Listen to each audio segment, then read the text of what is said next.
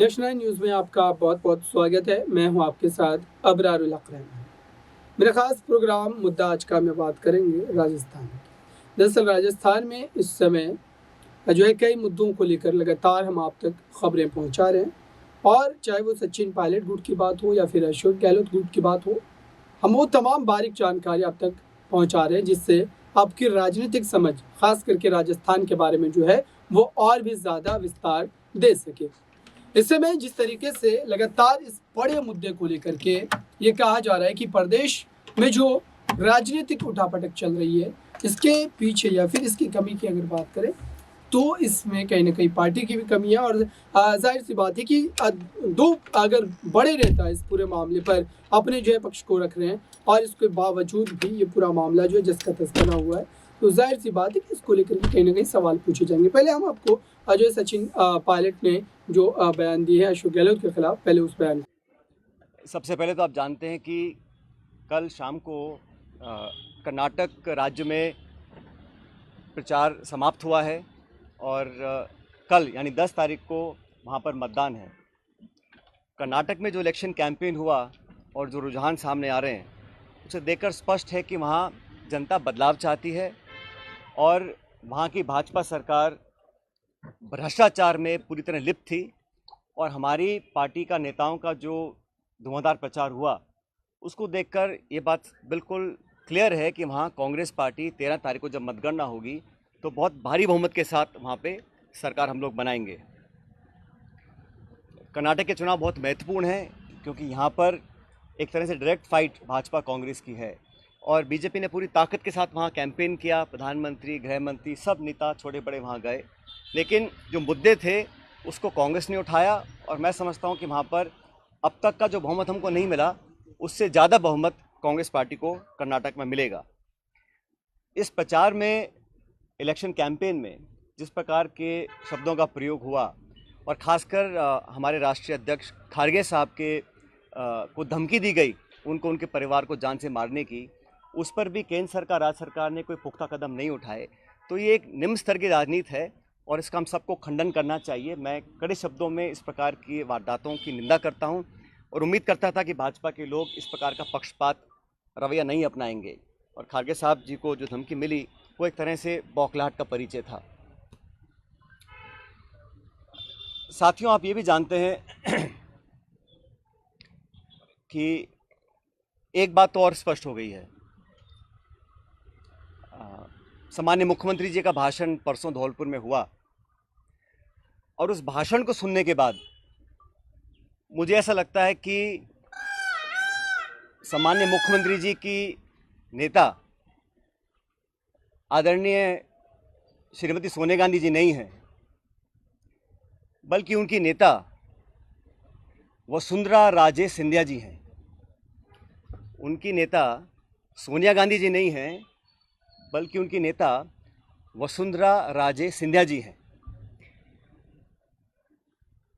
और एक तरफ ये कहा जा रहा है कि हमारी सरकार को गिराने का काम भाजपा कर रही थी, दूसरी तरफ कहा जाता है कि सरकार को बचाने का काम वसुंधरा जी कर रही थी। तो ये जो विरोधाभास है इसको समझाना चाहिए। आप कहना क्या चाह रहे हैं ये स्पष्ट कर देना चाहिए। आप सबको मालूम है, सरकार बनने के बाद मैं प्रदेश का उप मुख्यमंत्री था, प्रदेश अध्यक्ष था और 2020 में देशद्रोह, राष्ट्रद्रोह के मुकदमे में मेरे पर कार्रवाई करने की कोशिश की गई थी। अनेक ऐसे प्रकरण हुए और हम सब लोग, और मैं स्पष्ट करना चाहता हूं कि मैं और हमारे कुछ साथी सरकार में नेतृत्व परिवर्तन चाहते थे। अपनी बात को लेकर हम दिल्ली भी गए और अपनी बातों को रखा। उसके बाद अखिल भारतीय कांग्रेस कमेटी ने लगातार चर्चाएं हुई और आज वो दुनिया में नहीं है, स्वर्गीय अहमद पटेल साहब, लेकिन उनके माध्यम से सब नेताओं से मुलाकात हुई और एक कमेटी का गठन हुआ, एआईसीसी ने किया। उसमें माखन साहब, वेणुगोपाल जी और अहमद पटेल जी सदस्य थे और उस कमेटी का एक काम था। और कमेटी जब गठन हुआ उस समय हम सब की बात सुनकर हमारी बातों को एक्सेप्ट किया गया और एक रोड मैप तैयार किया गया। बहुत सारी बातें उसमें थी, मैं उसका उल्लेख नहीं करूँगा, लेकिन कमेटी का गठन हुआ और उसके बाद से हम सब ने, चाहे वो राज्यसभा के चुनाव हों, चाहे विधानसभा में मतदान हो, पार्टी का प्रचार हो, कांग्रेस को मजबूत और ताकतवर बनाने के लिए हम सभी साथियों ने जी जान से कोशिश की और मेहनत की, और 2.5 साल का जो कार्यकाल निकला वो इस बात का प्रतीक है। अनुशासन तोड़ने का काम कभी भी किसी ने नहीं किया। मुझे बहुत कुछ कहा गया, कोरोना, गद्दार, निकम्मा आदि, और जो ये आरोप परसों लगाए गए, ये 2.5 साल से मैं आरोप सुन रहा था, लेकिन हम अपनी पार्टी को और सरकार की छवि को नुकसान नहीं पहुंचाना चाहते थे। इसीलिए मुझे लगा कि जो प्रकार का भाषण दिया गया, मैंने पहली बार देखा कि अपनी सरकार को, अपने ही विधायकों को, अपने नेताओं को बेइज्जत और बदनाम करने का काम हो रहा है। कांग्रेस के विधायकों को तो बदनाम करने का काम हो रहा है और भाजपा के नेताओं का गुणगान हो रहा है। ये समझ से परे है। इस प्रकार का जो काम हुआ वो बड़ा गलत है। और हम सब लोग जो दिल्ली में गए थे अपनी बात को रखने के लिए, किन लोगों पर आरोप लगाए जा रहे हैं? ऐसे लोग जो पब्लिक लाइफ में 30, 40, 45 साल से हैं। 3 दिन पहले मैं बाड़मेर में था। सम्मानीय हेमाराम जी 1980 से विधायक हैं। उनकी क्या छवि है, मतदाता, पब्लिक, उनके क्षेत्र के लोग उनको अच्छी तरह जानते हैं, उनकी क्या क्रेडिबिलिटी है और क्या पब्लिक लाइफ में उनका अब तक का इतिहास रहा। ओला साहब, जिनके स्वर्गीय पिताजी 1957 से चुनाव लड़ रहे हैं, बड़े बड़े पदों पर रहे, और हेमाराम जी ने तो अपने नौजवान बेटे की मौत में और याद में एक छात्रावास बनाया है। 100 करोड़ की ज़मीन तो उनकी बाड़मेर में, निजी ज़मीन को उन्होंने दान किया समाज के लिए, लोगों के लिए। पैसा इकट्ठा कर 22 करोड़ का एक हॉस्टल बनाया 150 बच्चों के लिए, गरीब बच्चों के पढ़ने के लिए।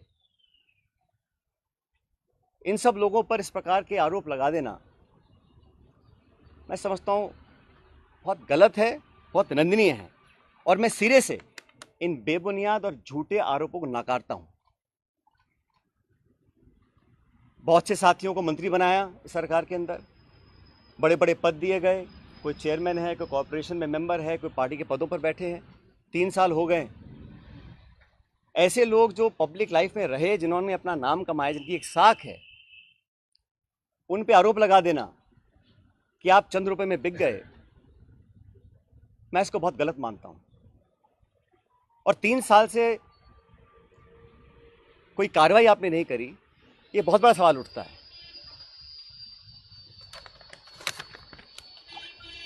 साथियों, हम दिल्ली में गए, अपनी बात को रखा,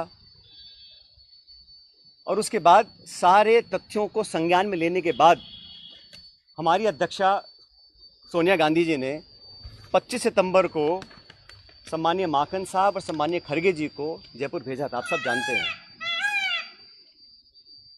वो विधायकों की मीटिंग हो ही नहीं पाई। सोनिया गांधी हमारी पार्टी की अध्यक्ष थी उस समय। उनकी जो अवहेलना हुई, उनकी जो मानहानि हुई, उनकी जो बेइज्जती हुई, वो गद्दारी थी। तो आपने सुना इस पूरे मुद्दे पर जिस तरीके से वो जो है अपनी बातों को रख रहे हैं, उससे तो यही कहा जा सकता है कि मामला ठंडा नहीं पड़ने वाला। अब देखते हैं कि इसमें क्या फैसला देखने को मिलता है। इस खास रिपोर्ट में बस इतना ही। देखते रहिए ताज़ा तरीन खबरों के लिए नेक्स्ट 9 न्यूज़ को। धन्यवाद।